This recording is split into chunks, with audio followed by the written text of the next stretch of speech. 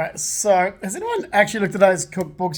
From your or from some people probably their great grandparents, but like your grandparents' days, like mine, and it was during the war times or when everything was scarce and rationed. So my grandparents' days, and you had to make do and create things like use chickpea juice as egg whites, basically, like things like that, and where people would actually try and make a steak flavored mince, even put it in a shape of a steak. This is similar. So where you're creating flavored meat with mince. So where you just buy like your mozzarella or prosciutto shaved. So this is similar. So you get in your cheap meat and you turn it into like sandwich meat. It's when money's scarce, it's how to still live. And so you got the trick to keep it together. You want to roll it out flat. And you really should be, if you've got I should have done it. If you've got a food processor, do the onions in a food processor like I did last time. So they're not so thick. Last time I put them through the food processor, it was just late. I didn't want to get it out. So you basically are turning mince, so it's how you live cheaply. And this last, except this one's not as great as what I did last time. It's breaking up. You want to be able to roll it flat enough in between two parchment papers, two like baking sheets, and because you're going to dry it out in the oven. I just seasoned it with what I like, so some cumin, chili, salt, pepper, a bit of yogurt. Put a bit of vinegar in there for the meat to give that whole cured meat. And then roll it out as thin as you can without breaking it apart too much or sticking it to the other parchment paper.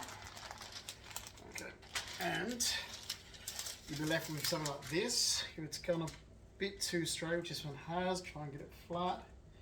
Back in, and then you're going to dry this out in the oven. So yeah, so if you actually look at, there's some people doing tutorials now, and I thought I should do one like about this meat because it's just Euro, it's like a Euro style meat, or and you go for your old cookbooks of wartime cookbooks and when everything was rationed and what it was like. It's almost like where we're getting at now because of these ridiculous open borders and immigration, where we should be deporting people so we can have a better life, and we're not. Really need mass deportation. So I'm just going to do like this. So trying to keep. You don't want to if you can see, I'm just putting in the holes here where I rolled it out. Might be thin, but you don't want it have too many gaps in it because essentially it's going to come out where it's going to be like actual flat meat. It's not going to be mince anymore. It's going to be like a big piece of flat meat to look like mozzarella or something, like that. So that's how you do it. So you're just using cheap mince basically and turning that cheap mince into something else. So we don't need all this, so let me cut this off.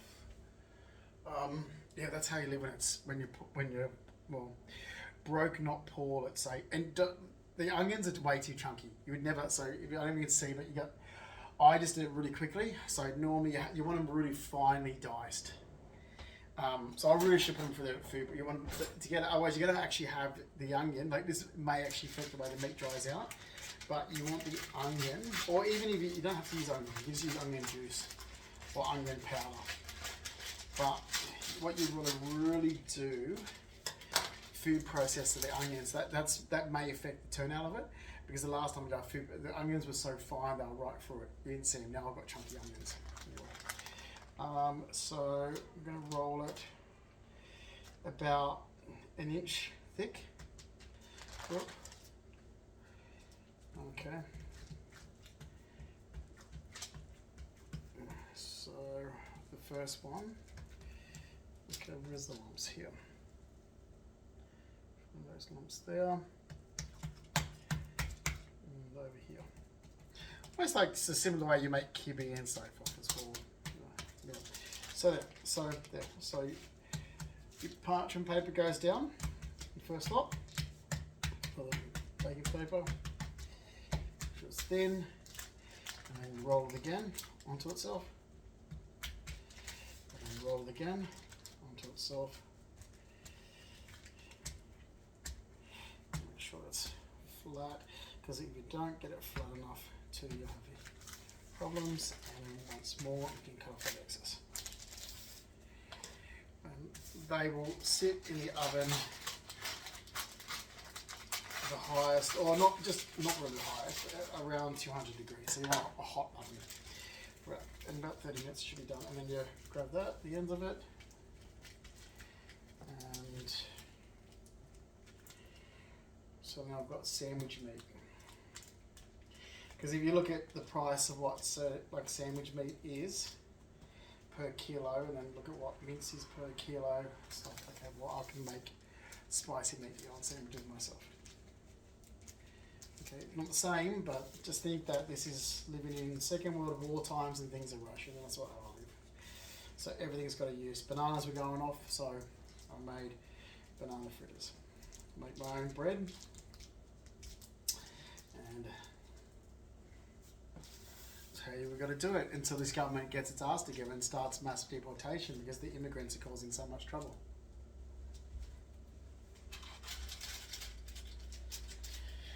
We put it in a baking tray, and we'll do the next one.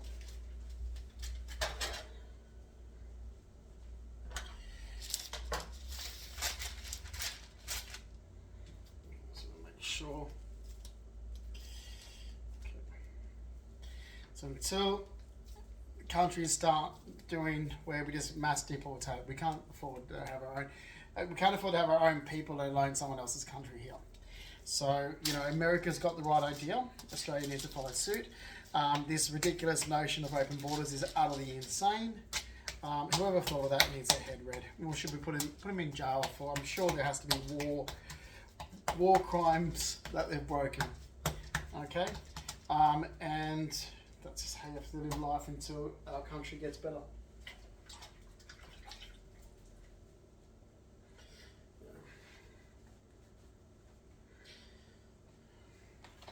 I mean, I don't even have a TV. Well, I've got a TV, although it does need to be recorded. It's not a necessity, so I don't have the TV going. And I never really was a TV person anyway, to begin with. It sits there.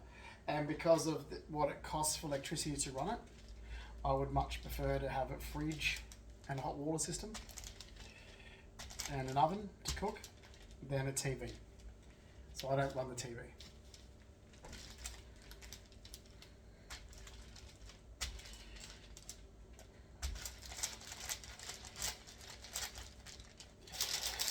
I can play music, and plus, you know, it's essential in this day and age that we have phones and computers, so okay, I can forsake having a TV. It's why you see all these people and they have kids and they got all this money and it's like, and just wasting it all, and it's like, okay, I live very cheaply.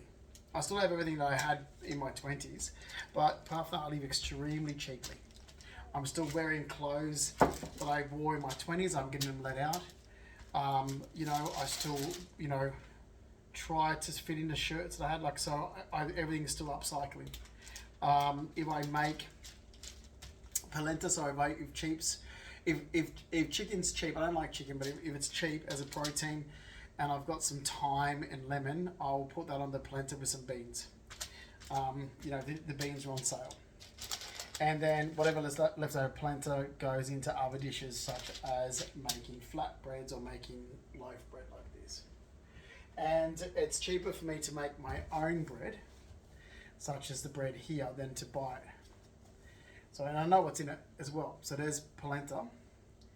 And you can probably make it so much better than what I did, but I just, you know, it's not rocket science, it's bread. 3 ingredients. And so all I did was do 1.5 cups of polenta, I cooked that through with 3 cups of water, and I did the yeast, 2 teaspoons of yeast in about a cup of water. I was just looking at it by eye, with a tablespoon of honey to make it a sweet bread, and 3 cups of flour, with about a cup of flour to knead it with as well. So say 4 cups of flour in total. Put that together, let it rest for 40 minutes. I know it needs resting a lot more than that, but I was tired. Let it rest and then put it in the oven for 35 minutes on around 200 degrees. And that's so, you know, you look at that and you think, okay, well, here's a tin of yeast that's like $3. Okay? Flour, you know, say $3. I'll make a lot of bread out of this. And if I'm up tired, where normal other people were there sitting watching TV, wasting time, it's like, okay, we're in a wartime. Okay, this is war.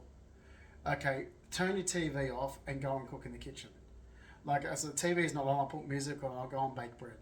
There's bread made for the week, so I'm fine. Okay, instead of paying $8 a loaf, I'm making loaves that are like costing like 5 cents to make, basically. Okay, and I've got nice bread. I make my own meat. Everything I make from scratch. I make my own biscuits. You know, you've got, again, you can make biscuits. I'll show you. I make shortbread a lot more, but say if you've got things like, what is it? Like, here we go. Like, you know, your custard powder. Okay, most Australians have custard powder in the cupboard as a staple. You can literally make biscuits out of custard powder. Custard powder, flour, and a bit of baking powder, and you can actually make really nice sort of biscuits. I might do that actually tonight instead of making, because they're biscuits that are easy to do if you've got, you know, or we don't have much eggs. Or, okay, you don't have a lot of butter. There you go. I'll make those biscuits when I don't have a lot of butter, because you need a lot of butter to make shortbread. I was like, oh, I'm low on butter, so I'll make biscuits using. It's just, you know. I had grandparents that were in the war. So both sets of grandparents were in the war. And, you know, there's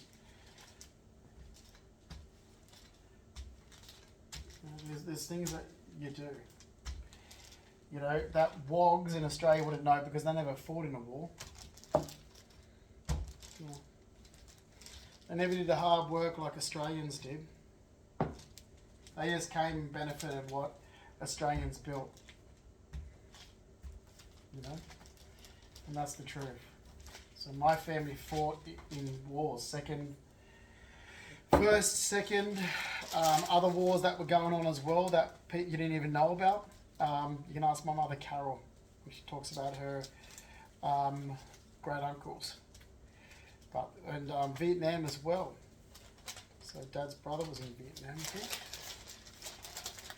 But my pop Stanley was a medic during the war, and yeah, they all fought. They all lived through war times, and that's, I mean, the way that immigration's gone and how damaging it is to a country, and what the left is doing to Australia. It's the same as it's exactly what Democrats did to America, and it's what the film and television industry is doing as well. So you've got these leftist groups and organisations such as the Alphabet Community, the LGB. Pick a letter from the alphabet. What they're doing to society and society values, what they're doing to a country that are destroying it. So the gay community is destroying Australia, and it is. You can see that. The trans community, what they're doing, absolutely destroying Australia. You know, because they want all this inclusive stuff. They want it all their way, and it's like, okay, we can't afford this. Okay, we can't afford it. We have people that have injuries. We have people we have got war veterans with injuries. We've got people that have had injuries after work and get nothing. We have, you know, scrubbers of deadbeat women that just won't stop breeding and having sex left, right, and centre because they've got no morals, and they're having kids from one boyfriend to the next that we have to support. We can't support everything that you LGBT leftist groups want. We can't support your Palestine. We can't support this. We can't support your trans shit. We just do not have the funding. People are starving. Okay, people can't pay their electricity bills. People can't afford to buy groceries. This is a war. Okay, and now you want us to open our borders to everyone that comes in? No, we need to round up people and start deportation. And we need to do exactly what John Howard was doing, where he said that if you are if you're born from an immigrant parent, so say you're born Australian, but you were from an immigrant parent, say one of your parents wasn't nationalised at the time of birth, forget if they're nationalised now, and you break the law, we're going to send you back to your own country. Even though you're born in Australia, we're sending you back to your parents' country. That worked. So send the Abrahams back there. John Abraham, Sam Abraham, all those criminals are deadbeats. Send them back there because that's where they belong. Send Send them back to Lebanon. We can't afford to put up with this. Okay, there's people that actually worked hard to build Australia and create what you see in Australia, like families like mine. And then there's criminals of families that came in and dealt drugs and built nightclubs. And what did they contribute to Australia's economy? They didn't. They contributed to Australia's crime. That's like John Abraham. Okay, so they didn't do anything for Australia to help Australia. No, they brought drugs into the country. Drugs and deadbeat crime. So we can't afford it. And a strong government should be standing up going, okay, enough. What we need is Tony Abbott back. Tony Abbott, John Howard. I'll even settle for Malcolm Turnbull, and I didn't really like Malcolm Turnbull, but I just prefer Tony Abbott over Malcolm Turnbull. Scott Morrison. Okay, so we need to get rid of Anthony Albanese quick smart, and we need these criminals arrested, and they need to be put in jail and deported. Are you born in Australia? Oh, tough, because when you were born here, your parents weren't naturalised. One of your parents wasn't naturalised. See ya, back to Lebanon. Okay, that's where you belong. So, all right, we're going to do this the same thing again. Which part? And you start doing that more, and we get, like my neighbour upstairs, she needs to be deported. I hope one day she does. I hope we get a good change of the government, and we get strong military forces in. Like, I want to see something better than ICE, like the ICE department in America, and I want to see them come in and be like, take you out, you're deported, whatever it is here in Australia is the government's now. You've got money in the bank, it's the government's. You've got furniture and assets, it's the government's. You're going back to where you came from. You're not staying in Australia and deport. Anyone that's involved in any type of criminal behaviour at all, whether it's milking NDIS, which is exactly what the Muslims do, whether it's drugs, whether it's any type of criminal behaviour, whether it's fraud, okay? Deport. So you're born in Australia, okay, but your parents weren't. So we're going to deport you back to your parents' country of origin. And that is going to fix up a lot of Australia's issues. Okay, and once this starts happening, you watch how we'll have better quality. I mean, I don't, like, look where I live, it's disgusting. I don't want to live here in Sydney. I much prefer to live in the area where my mother lives. You know, I mean, it's foul, it's a ghetto, but this is where I live, you know, close to medical because I need, and so forth. But I mean, I'd much prefer to live where Mum's cousin lives in Leichhardt, which is where my family is originally from. But I live here in a shithole when you've got immigrants galore, where you look at them and think that Muslim needs to be arrested and deported. Okay, they need to be arrested and deported. All right. So as you can see, and it's just repeating the process here. So for the whole 4, and that would have been about a kilo of mince, I reckon. The next 2 kilos. I use some of it for my dog meat. So I make homemade dog food for my dog. So basically, because again, meat's scarce, so for homemade dog food, if I had turmeric, he can have turmeric in it, but I've run out of turmeric. So turmeric's fine for dogs, and I'll cook that for the meat, and it's great for his joints. So I have been using long grain rice as well, and I make sure it's soaked. So the flavour, so I use stock. So I'm using actually veggie stock for this, but I'll use meat stock as well. And then I'll boil up, so I'll cook the meat first, then boil up with water. So I'm making like a meat broth out of mince. So it's still minty, still mincy, and then vegetables as well. We didn't have fresh vegetables this time, so I do use a combination of fresh potato, fresh carrot, beans, and other things like frozen peas, or if I've got broccoli there. But I also sometimes will just use like the whole winter sort of vegetable mix, like a nice quality. Make sure it hasn't got like corn or stuff in it. So I just use cauliflower, broccoli, beans, peas, carrots, and cook all that through so it's nice and soft, and he has a nice soft wet food that's healthy. I need to know what's in it. All right, I'm going to leave that there, and I'll show the next video when these are cooked.